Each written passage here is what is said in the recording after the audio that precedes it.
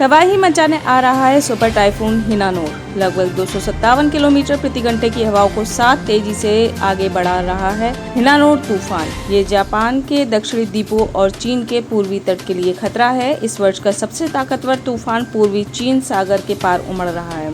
ये जहां जापान के दक्षिणी द्वीपों के लिए खतरा बन रहा है, वहीं चीन के पूर्वी तट पर तेजी हवाओं के जोखिम को बढ़ा रहा है। साल 2022 के इस तूफान को टाइफून हिनानोर नाम दिया गया है। अमेरिका के संयुक्त टाइफून चेतावनी केंद्र के मुताबिक इस टाइफून से समुद्र में उठने वाली लहरों की अधिकतम ऊंचाई 50 फीट से 15 मीटर तक मापी गई है।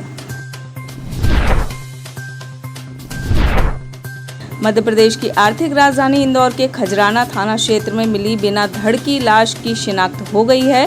लाश किन्नर जोया की है। परिजनों ने लाश की शिनाख्त की है। आरोपी नूर मोहम्मद गिरफ्तार। आरोपी ने शारीरिक संबंध न बनाने और पैसा मांगने पर किन्नर की हत्या।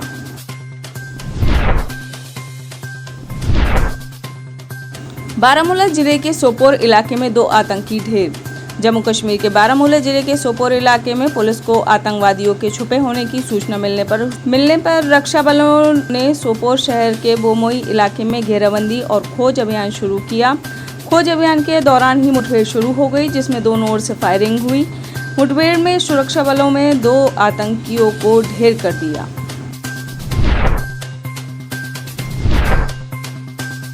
उड़ान पर खराब मौसम का असर। बेंगलुरु से रांची आ रही गो एयरवेज की फ्लाइट की खराब मौसम के कारण वाराणसी हवाई अड्डे पर इमरजेंसी लैंडिंग हुई। खराब मौसम की वजह से रांची एटीसी ने लैंडिंग की अनुमति नहीं दी, जिसकी वजह से विमान को वाराणसी एयरपोर्ट पर इमरजेंसी लैंडिंग कराई गई। रांची में मौसम साफ होने पर करीब 3 घंटे के बाद विमान वापस रांची गया। फ्लाइट में 111 यात्री सवार थे। एसीएस गृहवनीश अवस्थी को हुए सेवानिवृत्त। अपर मुख्य सचिव गृहवनीश अवस्थी को सेवा विस्तार नहीं मिल सका। बुधवार को आखिरकार सेवानिवृत्त हो गए। उन्होंने 3 वर्ष 1 माह इस सप्ताह पर अपनी सेवाएं दी। Uttar Pradesh expressway industrial development authority समेत उनके सभी विभागों का कार्यभार प्रमुख सचिव संजय प्रसाद को सौंपा गया है।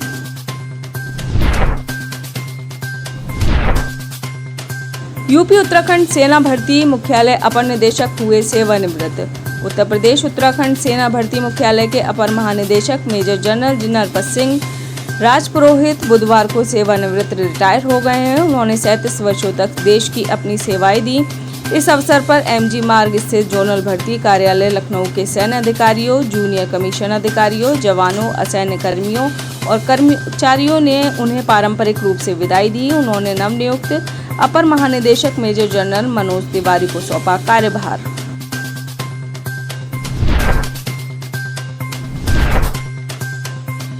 भुवन कापड़ी ने भर्ती घोटाले में नैनीताल हाई कोर्ट में दाखिल की याचिका। उत्तराखंड विधानसभा के उपनेता प्रतिपक्ष भुवन कापड़ी ने अधीनस्थ सेवा चयन आयोग के भर्ती घोटाले में सीबीआई जांच की मांग को लेकर पहुंचे हाई कोर्ट। कापड़ी ने दायर याचिका में कहा है कि आयोग द्वारा शिक्षा, पुलिस, वन विभाग, महत्वपूर्ण विभागों की भर्तियों में एक घोटाले की जांच निष्पक्षता के साथ सीबीआई से कराई जाए।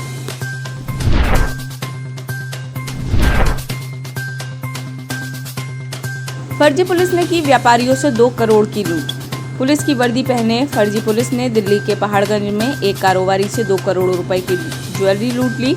कारोबारी होटल से निकलकर रेलवे स्टेशन की ओर जा रहा था, तभी बदमाशों ने उसकी आंखों में मिर्च डालकर पुलिस मामले की जांच में जुटी। सीसीटीवी फुटेज खंगाले जा रहे हैं। पुलिस ने मामले का जल्द ही खुलासा करने का दावा किया है। आत्मदाह करने वाले बलराम तिवारी की इलाज के दौरान मृत्यु। भाजपा कार्यालय में अपने शरीर पर आग लगाने वाले बलराम तिवारी की इलाज के दौरान हुई मौत। पुलिस ने शव कब्जे में लेकर भेजा पोस्टमार्टम हाउस। मकान मालिक की प्रताड़ना से आहत और ठाकुरगंज पुलिस पर सुनवाई न करने का आरोप लगा किया था आत्मदाह की घटना के बाद ठाकुरगंज पुलिस ने दर्ज की थी पत्नी की तहरीर पर एफआईआर दर्ज। अभी तक किसी की गिरफ्तारी नहीं।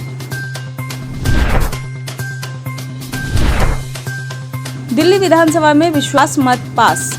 दिल्ली विधानसभा में ध्वनि मत से विश्वास मत किया गया पास। मुख्यमंत्री अरविंद केजरीवाल के विश्वास मत प्रस्ताव के पक्ष में 58 वोट पड़े हैं और विरोध में मिला 1 वोट। डिप्टी स्पीकर का अलग है, यानी उनके पक्ष में कुल 59 वोट मिले।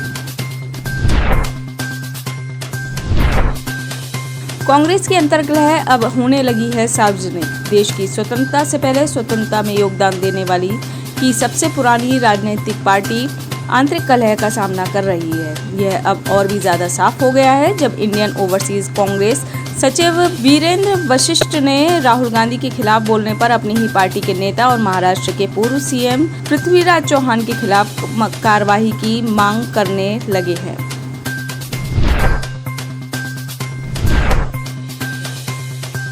बीजेपी प्रदेश अध्यक्ष भूपेंद्र चौधरी पश्चिमी उत्तर प्रदेश प्रवास के लिए रवाना।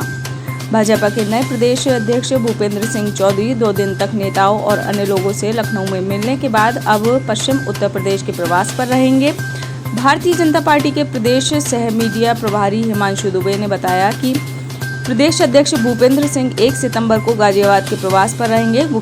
गुरुवार दोपहर 1:45 पर ornate hotel convention phase 1 sector 4 Vaishali Ghaziabad में संगठनात्मक बैठक को संबोधित करेंगे। चौधरी भूपेंद्र सिंह का पार्टी का प्रदेश अध्यक्ष बनने के बाद किसी संगठनात्मक बैठक में पहली बार भाग ले रहे हैं। यह उनका पहला जिला प्रवास भी है। भारतीय जनता पार्टी के संगठनात्मक पश्चिम क्षेत्र के लिए बहुत ही महत्वपूर्ण होगा।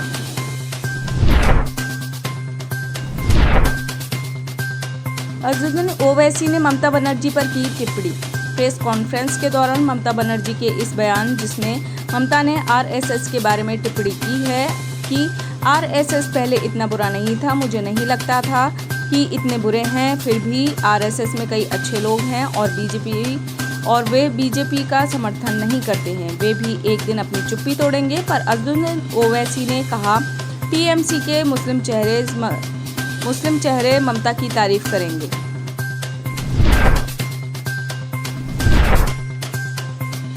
रोबोटिक बोट करेगी गोमती की सफाई। नदियों को स्वच्छ रखने के लिए गोमती सफाई अभियान के अंतर्गत रोबोटिक बोट करेगी गोमती की सफाई। गोमती को स्वच्छ बनाने का काम अब आर्टिफिशियल इंटेलिजेंस से लैस रोबोटिक बोट करेगी।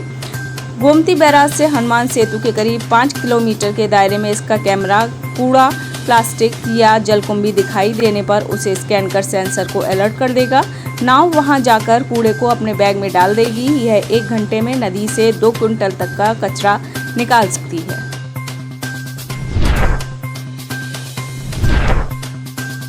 ललन सिंह ने बीजेपी पर साधा निशाना। ललन सिंह ने कहा नीतीश कुमार को ज्ञान देने की जरूरत नहीं, सुशील जी उत्तर प्रदेश सरकार के कारनामों को देख लें। उन्होंने यूपी सरकार में मंत्री राकेश सचान पर निशाना साधते हुए पूछा, राकेश सचान को कितने साल की सजा हुई है? सजायाफ्ता होने के बाद भी मंत्री बने हैं कि नहीं? मंत्री राकेश सचान अदालत से सजा की कॉपी लेकर भाग गए। कुछ बोलने से पहले थोड़ी तो शर्मिंदगी का एहसास कीजिए। चीन के साथ देश की करीबी रणनीतिक साझेदारी बढ़ रही है। हिना रब्बानी 20वें नेशनल कांग्रेस के इवेंट में पाकिस्तान की विदेश राज्य मंत्री हिना रब्बानी खान ने कहा कि चीन के साथ देश की करीबी रणनीतिक साझेदारी बढ़ रही है। 2 चरणों में विकास की योजना भी तय होती है। 5 साल में आयोजित होने वाले इस इवेंट में आगामी 5 सालों के लिए प्राथमिकताएं तय की जाती हैं। पाकिस्तान में चीन के दूत नोंग रोंग भी मौजूद थे। उन्होंने नेशनल पीपल्स कांग्रेस पर कहा कि साल में आयोजित होने वाले इस इवेंट में महत्वपूर्ण राजनीतिक एजेंडों पर बात होती है। रूस का सैन्य अभ्यास वोस्तोक 2022 1 से 7 सितंबर के बीच रूस के सुदूर पूर्वी छोर पर हो रहा है। इस सैन्य अभ्यास से दूसरे देशों को जुड़ने के मामले को अमेरिका ने चिंताजनक बताया है। व्हाइट हाउस की प्रेस सचिव जीन पियर ने इस संबंध में कहा है कि किसी भी देश का रूस के साथ अभ्यास करना अमेरिका के लिए चिंताजनक है, क्योंकि रूस ने यूक्रेन के खिलाफ अकारण युद्ध छेड़ा है। लेकिन भाग लेने वाले प्रत्येक देश को खुद निर्णय लेना है और मैं ये फैसला उन पर छोड़ती हूँ।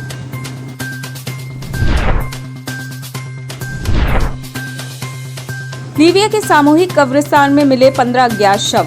लीबिया की राजधानी त्रिपोली से करीब 450 किलोमीटर पूर्व में सिरते शहर में 2 सामूहिक कब्रों से 15 अज्ञात शव बरामद हुए हैं। समाचार एजेंसी सिन्हुआ ने general authority for research and identification of missing persons के एक बयान में कहा, अवशेष खोज विभाग की फील्ड टीम ने सिरता में इब्न सीना विश्वविद्यालय अस्पताल के यार्ड में अज्ञात पहचान के 15 शव बरामद किए।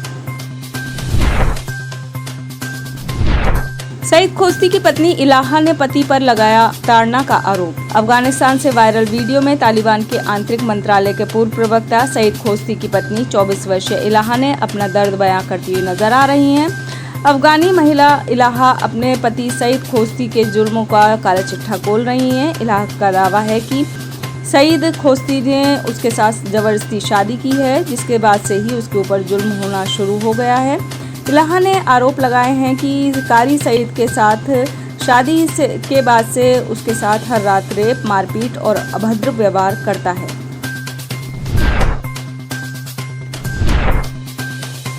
मलेशिया के पूर्व प्रधानमंत्री नजीब रजाक की पत्नी को 10 साल की सजा।